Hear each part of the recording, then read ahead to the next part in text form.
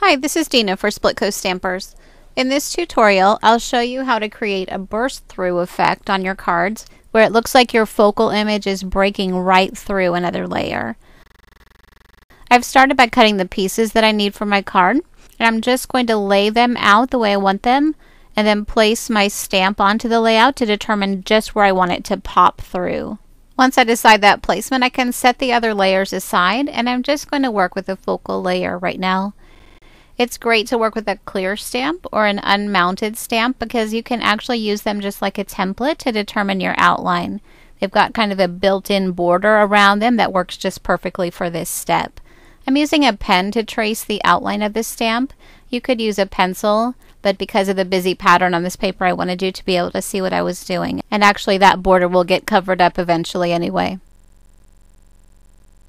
Next, I'm going to set the stamp aside and make a mark with my pen in the general center of the image. Now that central mark is going to be my starting point to make cuts all the way around the outline that I just drew. Every time I'm going to start at that central mark and make a cut around the outline about every ½ inch or so. That measurement doesn't have to be precise, but it worked about right for an image of this size. If you're working with a larger area or a more gradual curve, you can space your cuts out a little further than I did here.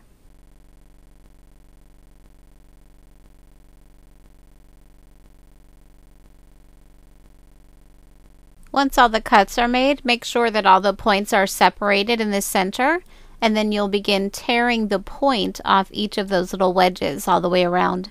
You'll want to leave about ½ inch or so to work with, and again, that measurement doesn't have to be precise. In fact, it kind of adds to the effect if each piece is a little bit varied in length.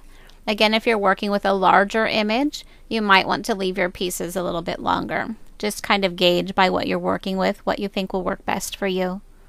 For the next step, you'll need some kind of a tool to roll each of these sections back over itself onto the card. And I found for myself that a quilling tool worked best.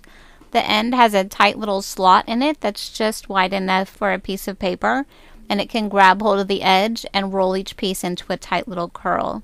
If you don't have a quilling tool, look around in your stash for something else that might work for you.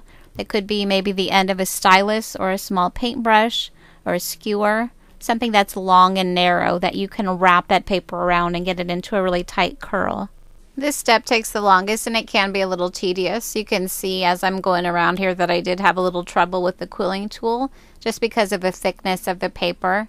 So that's something to consider as well when you're making your tool choice. If you make some tears in between your sections in this step, it's fine. It's going to happen anyway just because of the angles in the outline. And I think it adds to the overall look of the effect when you're done anyway. If something were actually bursting out of your card, it would definitely not be tidy. So don't worry here if you make a little extra tear. When you've gone clear around the border, you can use your fingers to loosen or tighten up the curls a little, whatever works for you. Since I used the quilling tool, my curls were a little bit too uniform, so I wanted to rough them up just a little bit. And I also had a few places where my outline was showing, so I covered those up as well. Here's how that image worked out on my first card. I love this little mummy set from the cat's pajamas. So cute. I wanted to share a couple of ideas for variations on this technique. First of all, a tip in case you didn't want your full image showing through the opening like I did in my first card. When you do your tracing step, just trace around the portion of the image that you want to show. Then remove your stamp and connect the ends of your outline in just a loose curve. The rest of the steps for the technique are the same with the cutting and rolling and placement of the image in the opening. Another fun look is to fussy cut the image and have a portion of it coming out past the edge of the opening. Even just a tiny overlap really makes it look like it's coming out. So fun. So I hope you'll have fun with this technique and share what you create, and I thank you so much for watching.